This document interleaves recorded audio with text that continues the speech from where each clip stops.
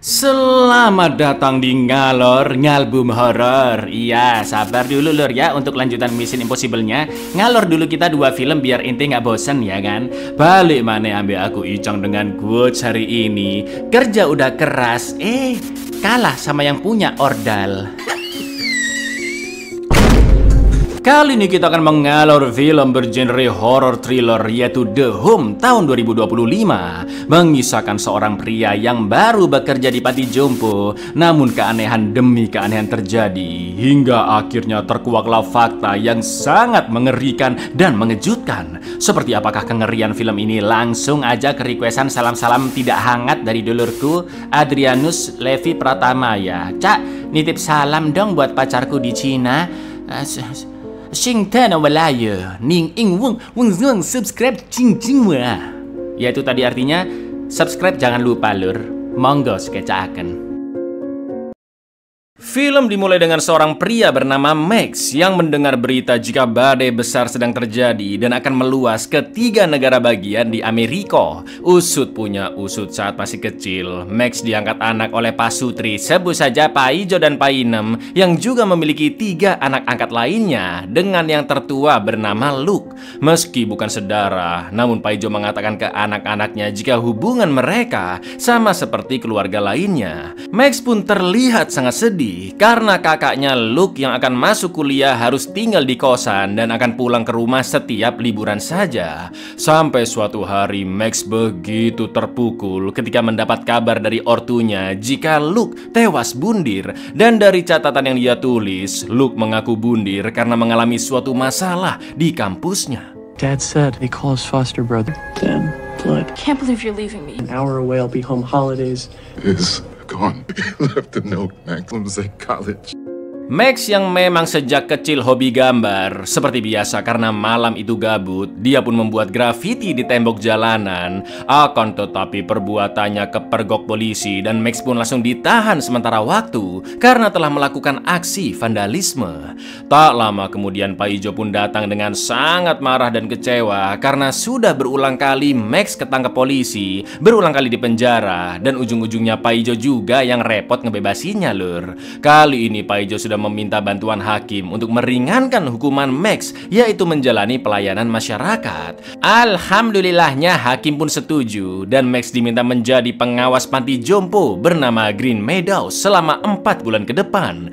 Awalnya Max menolak karena nggak mau ribet ngurusin orang-orang lansia, namun daripada harus masuk penjara, Max pun terpaksa menerima hukuman tersebut. Dan inilah rumah. Into buildings, destroying property. You need to be held accountable. No jail time.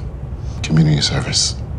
Green Meadows Retirement Home is the new on-site super. When do I start?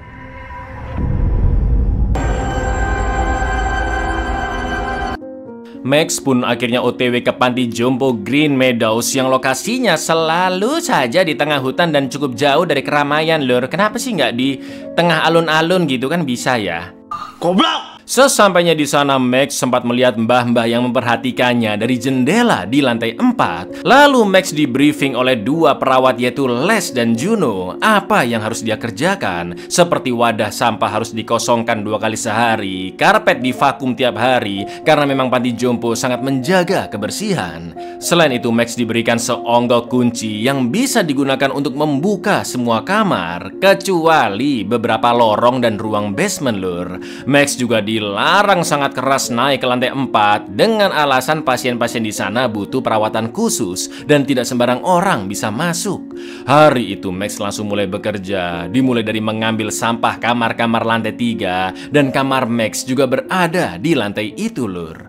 Akan tetapi baru aja masuk kamar pertama, Max sudah melihat kejadian yang sangat aneh di mana sepasang mbah-mbah sedang berasal lole sambil memakai topeng.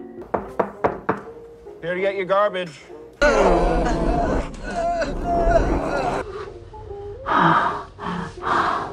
Max pun lanjut menyiapkan handuk di area kolam renang untuk mbah-mbah yang lagi senam. Tak lama kemudian seorang mbah bernama Norma meminta handuk dan ketika melihat Max, Norma pun merasa wajahnya mirip dengan seseorang yang dia kenal dahulu. Lalu kejanggalan pun kembali terjadi, yaitu ada seorang nenek-nenek tiba-tiba mengalami pendarahan hebat dari kepalanya. And good God, Mrs. Malam harinya ketika sudah tidur, sontak Max pun terbangun karena mimpi buruk ada seorang pria yang meneriakinya. Setelah itu Max juga mendengar suara aneh di lubang ventilasi plafon yang berasal dari lantai 4 dan pintu kamarnya juga terbuka. Namun Max tidak terlalu mempedulikannya.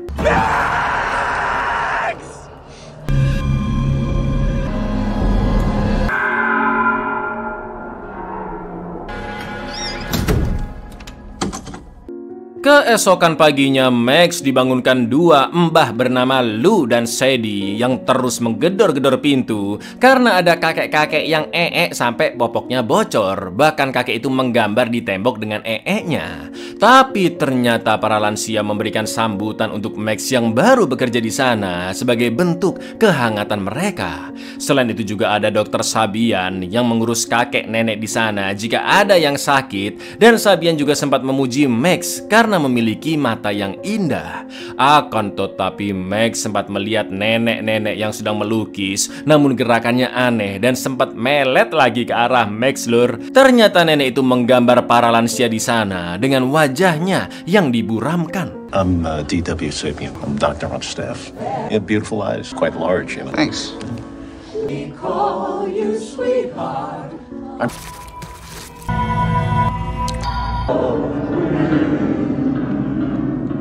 Malam harinya Max yang terbangun dari tidurnya lagi-lagi melihat pintu kamar sudah terbuka, dan ternyata mbah-mbah yang kemarin asal oleh sudah ada di dalam. Lalu tiba-tiba menusuk perut Max dan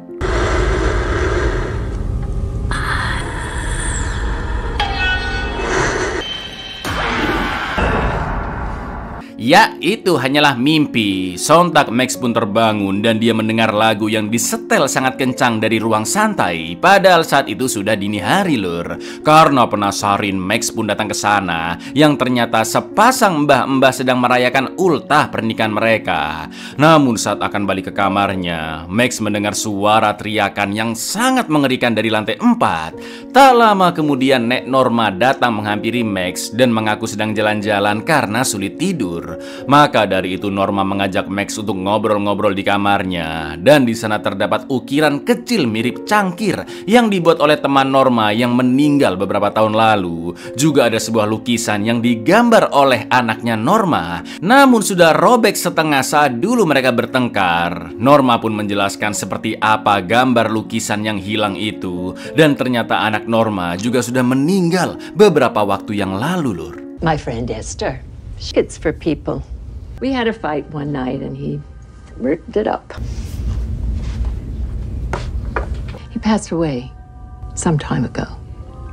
Esok paginya saat bekerja, Max sempat melihat para lansia yang dilatih akting oleh Lou karena dulu saat muda Lou mengikuti teater. Lalu ketika Max lanjut ngepel di lantai 3, lagi-lagi dia mendengar suara teriakan dari lubang ventilasi, dan Max pun nekat akan mengecek langsung ke lantai 4 untuk mengetahui apa yang terjadi di sana. Karena lift ke lantai 4 tidak berfungsi, Max pun lewat tangga darurat dan menggunakan keahliannya yang biasa membobol gedung untuk membuka kunci pintunya. Semua kamar di lantai 4 terkunci, dan Max pun akhirnya masuk ke ruangan di ujung lorong yang mana ada beberapa mbah-mbah di sana dan semuanya duduk di kursi roda. Akan tetapi kondisinya sangat aneh dan ngeri lur, karena mereka semua seperti linglung, tidak terurus, dan mambunya naudzubillah, bahkan ada yang kukunya copot serta darah menetes dari matanya. Namun ada seorang kakek, sebut saja Ngatmono, yang kondisinya paling mendingan dan menyadari keberadaan Max. Tiba-tiba Ngatmono pun berteriak sambil mendekati Max, matanya juga terbelalak, dan yang terjadi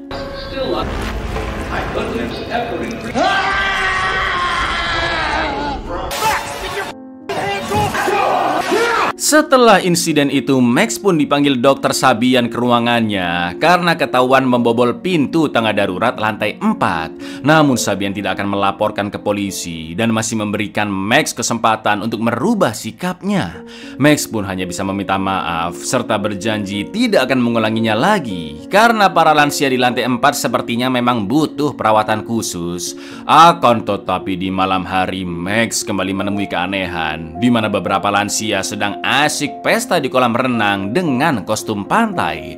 Setelah itu Max pun ngobrol dengan Norma yang kebetulan lewat di dekat sana dan membahas mbah-mbah di lantai 4 yang kondisinya mengerikan dengan tatapan kosong. Norma pun hanya meminta Max untuk tidak pergi ke lantai 4 lagi karena tidak ada seorang pun yang bisa menolong mereka.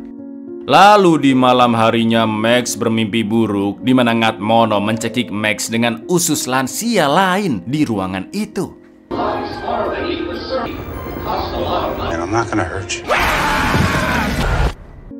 Esok paginya saat menemui Lou DKK di ruang santai, Max sempat melihat Norma yang adu mulut dengan Les dan Dokter Sabian. Max yang merasa khawatir pun mengecek Norma ke kamarnya dan ternyata dia baik-baik saja, bahkan sudah memakai gaun untuk persiapan acara malam nanti. Lalu Max memberikan gambar buatannya yang dibuat persis sesuai detail dari lukisan robek dan Norma pun sangat tersentuh, Lur.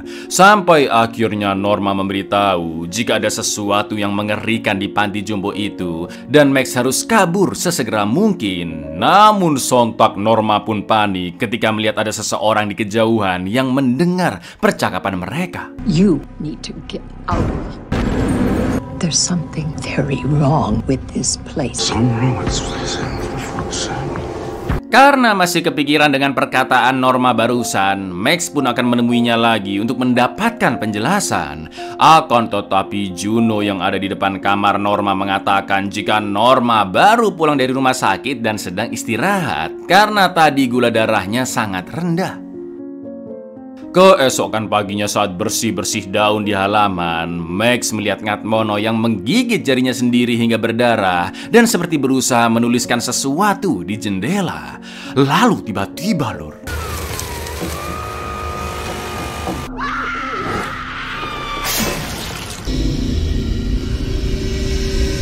iya, betapa syoknya Max melihat Norma yang terjatuh dan tubuhnya tersogrok pagar gedung. Lalu Sabian pun memberikan catatan bundir Norma ke polisi yang ditemukan di kamarnya dan tertulis Norma mengakhiri hidup karena ingin tinggal bersama mendiang anaknya di alam sana. Setelah upacara duka dilakukan, Max pun menemui Lou untuk membahas tentang Norma yang dia yakini tidak pernah ada niatan bundir. Apalagi semalam Norma sempat memberi peringatan jika ada sesuatu yang mengerikan di panti jompo tersebut. Akan tetapi Lou tidak merespon dan tiba-tiba mengalami kejang ringan karena penyakit di tubuhnya yang semakin parah. Norma said something to me. She said that there was something wrong with this place. Hey. I don't know, man. Oh, God, it's happening more often and more. Seperti biasa malam harinya Max mengalami mimpi buruk yang kali ini melihat lansia di sana berkelakuan aneh sampai merobek kulitnya sendiri dan Luke juga meminta tolong kepada Max. Begitu terbangun sudah ada lampu ultraviolet di dalam kamar Max dan ketika dinyalakan terlihat tulisan di tembok yaitu temukan yang bertanda. Malam itu juga Max nekat mengecek mbah-mbah di kamarnya yang sudah tertidur dan Max pun melihat ada tanda X di belakang leher Lou.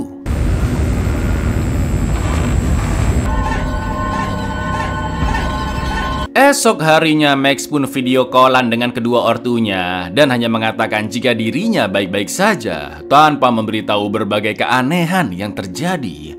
Lalu Max pun lanjut pergi ke kamar Norma untuk mencari petunjuk yang mungkin bisa ditemukan, namun tidak ada satupun barang di sana. Tiba-tiba Les datang dan meminta Max pergi dari kamar itu karena Norma tidak memiliki keluarga lagi dan semua barang-barangnya juga akan dibakar di basement. Gak pakai lama, Max pun langsung ke basement dan mengublek-ublek barang Norma yang akan dibakar. Max pun menyimpan ukiran kecil milik Norma, juga membaca isi buku catatannya yang tertulis Norma sangat ketakutan jika nanti mereka datang di malam hari dan akan mengubah dirinya. Norma juga khawatir jika bahaya akan menimpa Max maupun Lou. With their needles and their dogs. Us too. Had an encounter on the fly next. Is my Lou next? Setelah itu Max menemui Lou di kamarnya untuk membahas isi buku catatan Norma. Namun betapa terkejutnya Max melihat Lou yang tilinjing bilit dan mencabut gigi-giginya dengan tang, Lur. I have something for you, Max. Oh my career. I did so. I'm a pig. Help me, please. Lou pun langsung dirawat oleh Sabian, Juno, dan Les. Namun Max yang curiga mencari tahu siapakah dokter Sabian sebenarnya. Dari info yang ditemukan, Sabian kuliah di kedokteran Harvard, pernah menjadi mahasiswa berprestasi, ahli di bidang ilmu saraf, dan pernah melakukan eksperimen otak khususnya terkait penuaan. Di lain sisi, Sabian juga diketahui mempelajari ilmu psikosis atau ilmu yang mempelajari kondisi halusinasi, Lur. Juga pernah memiliki kontroversi saat meneliti mata manusia. Tak lama kemudian Max mendapat email dari wanita misterius yang bertanya apakah Max sudah melihat cahayanya. Berikut link download sebuah aplikasi yaitu chat video secara live, di mana ada seorang wanita sebut saja Marpuah memakai filter suara dan wajah rusak. Namun karena koneksi tidak stabil, aplikasi itu pun tertutup dengan sendirinya.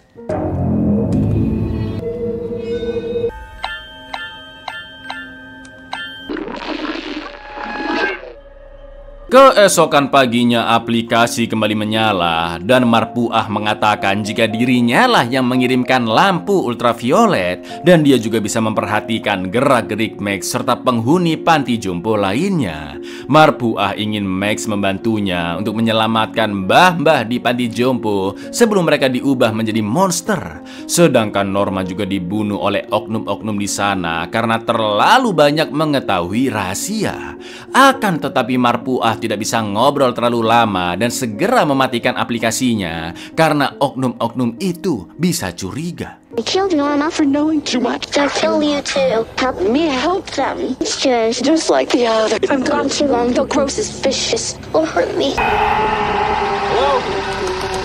Max semakin yakin ada yang tidak beres di sana karena para mbah-mbah di ruang santai memegangi leher belakang mereka dan Lou juga sudah terlihat sehat walafiat. Setelah itu diam-diam Max pun meletakkan beberapa CCTV kecil di berbagai titik agar Max bisa memantau apa yang terjadi di malam hari dari laptopnya. Tak lama kemudian terlihat Ngatmono yang berhasil keluar dari ruangan dan sedang berkeliaran di lorong lantai 4. Lalu beberapa jam kemudian Sabian, Juno, dan Les membawa seorang lansia ke basement dan juga ada sosok misterius yang membawa anjing. Saat itu juga Max segera OTW ke basement untuk mengetahui apa yang mereka lakukan di sana. Max pun mendengar teriakan histeris dari lansia itu, namun dia tidak bisa melihat apa yang terjadi karena sosok pembawa anjing berjaga di depan ruangan.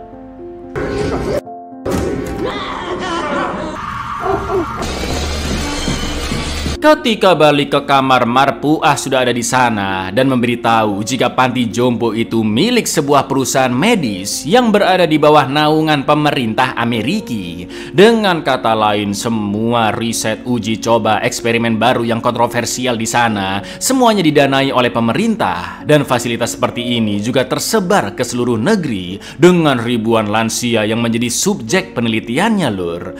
Mendengar itu Max pun terkejut karena jika para lansia mati sekalipun, semua orang juga tidak akan curiga karena mereka sudah tua, ya kan? Di lain sisi, Marpuah mengaku jika dulu ayahnya telah menjadi korban dan kini berada di lantai 4. Maka dari itu Marpuah ingin Max membantu sampai mereka bisa menemukan bukti kuat yang bisa dilaporkan ke polisi. Lalu ketika Marpuah akan pergi, tiba-tiba Ngatmono sudah ada di depan kamar dan tanpa sengaja Max pun terdorong hingga kepalanya terbentur. Old, and if they die, nobody gives a f because they're old. They're experimenting on hundreds, if not thousands, of elderly.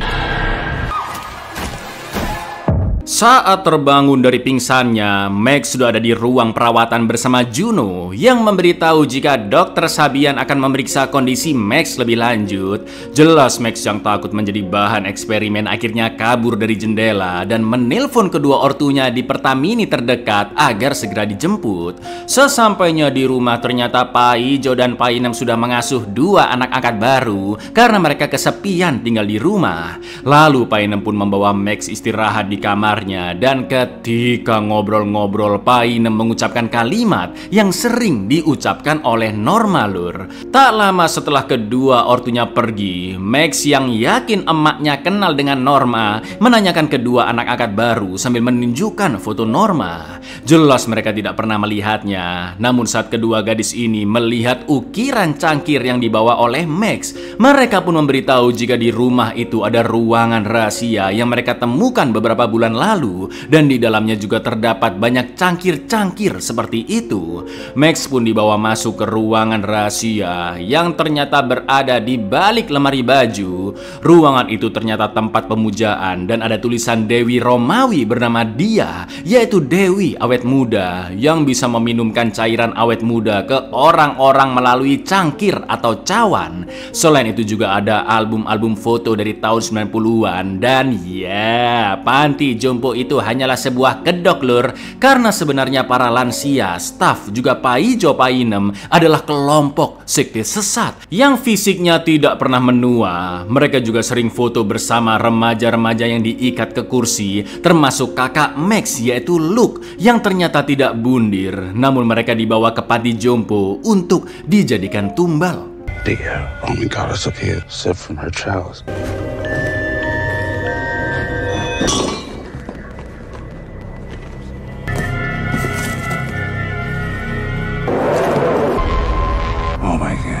Malam itu juga Max kembali ke panti jompo dan segera mendatangi Ngatmono di lantai 4 yang ternyata dia adalah Luke dan telah menua dengan sangat cepat, Lur. Selama ini Luke bukan ingin menyerang Max, melainkan meminta bantuan sekaligus memperingatkan bahaya yang ada di sana. Mereka berdua pun sempat teringat momen-momen bahagia dahulu, tapi tiba-tiba I missed you so much, Luke. I never forgot. You gotta help me now, so I can help you. You guys, I don't understand.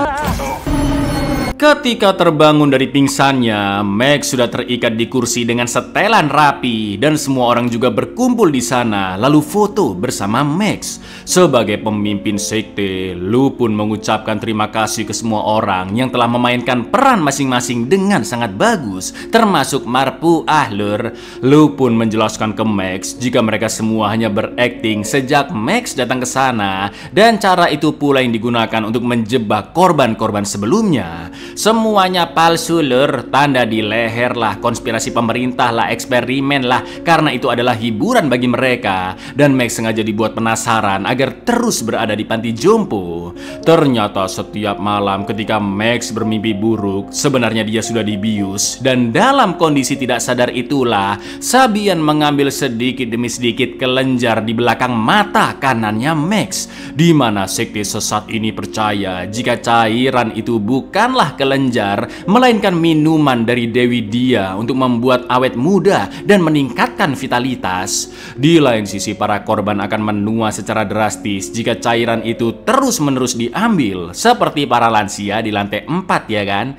Berkat cairan itu, kini mereka berumur panjang, Lur, seperti Pak Ijo dan Pak Inem yang berusia 110 tahun, Les berusia 93 tahun, dan Lu berusia 128 tahun. Bahkan mereka juga selalu bergairah untuk berasal-oleh dong katanya. Krik. Sekarang cairan kelenjar Max akan diambil dalam jumlah banyak, namun dia tetap dalam kondisi sadar dan mereka semua pun terus memuja Dewi Dia. Dia showed us person, youth, and vitality. We're going to take quite a lot tonight, Max. You know too much, Max. Time to join your brother upstairs. Love and gratitude to love and gratitude. Setelah kelenjar mata kanannya diambil, kondisi Max pun sangat lemah dan Lu menjelaskan jika Norma terpaksa dibunuh karena dia mulai berkhianat dan membocorkan rahasia kepada Max. Selain itu, Lu juga mengatakan jika musuh utama dari usia yang sudah sepuh bukanlah kematian, melainkan kebosanan. Dan kini Max seolah-olah menjadi hewan ternak yang akan terus diambil kelenjar matanya. Tak lama kemudian Max pun tertidur dan saat terbangun dia sudah berada di lantai 4. Lalu ketika situasi sudah aman, terlihat Luke yang mematahkan besi kursi rodanya lalu menucep-nucep kantong kelenjar mata semua orang di sana, juga matanya sendiri, dan cairan yang sudah terkumpul jadi satu diminumkan ke Max, lur. Jelas tujuan Luke melakukan ini agar adiknya Max langsung berstamina dan beradrenalin untuk membalaskan dendam mereka semua.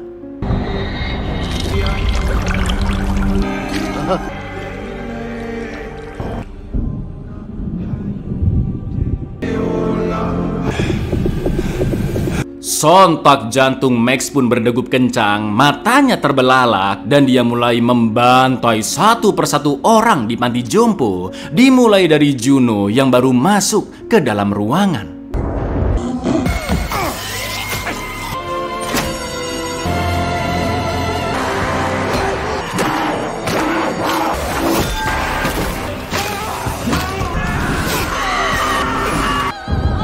Secara membabi buta, Max menghabisi semua orang tanpa pandang bulu dengan sangat sadis, lur. Di saat yang sama, badai disertai angin topang sampai di wilayah panti jompo yang membuat situasi semakin mencekam.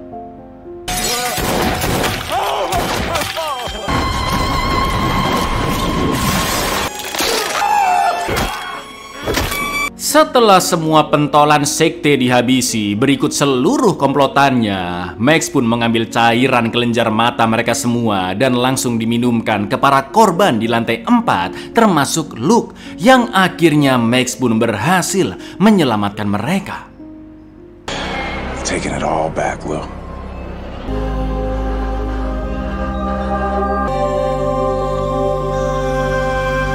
Buyar, ending yang sangat memuaskan dan membahagiakan, lur. Jadi kalau kalian pengen bisa awet muda, silahkan colok mata Anda sendiri. Assalamualaikum.